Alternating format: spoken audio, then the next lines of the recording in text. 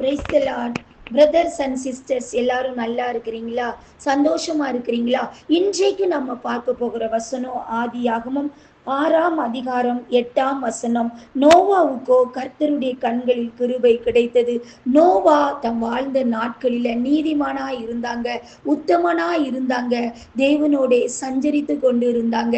ஆனா அந்த இடத்துல இருந்த தேசத்தில் இருந்த ஜனங்கள் எல்லோரும் அதிகமான பாவத்தை செய்தாருங்க. பாவத்தின் நிமித்தம் பூமி கொடுமையினால் நிறைந்தது. நான் அவர்களை பூமியோடு கூட அழித்து போடுவேன் என்று தேவன் சொன்னார். அதற்கு அப்புறம் தேவன் நோவாவை நோக்கி, உனக்கு கொப்பேர் மரத்தால் உனக்கு ஒரு பேழையை உண்டாக்கு, அந்த பேழையிலே அறைகளை உண்டு பண்ணி அதை உள்ளும் புறம்பாக கீழ்பூசு. அந்த பேழையை எப்படி பண்ண வேண்டும் என்று சொல்லி தேவன் சொன்னாரோ அதன்படி நோவா கீழ்ப்படிந்து செய்தாங்க. நோவாவும் நோவா குடும்பமும் அந்த பேழைக்குள் வைத்து காப்பாற்றப்பட்டார்கள்.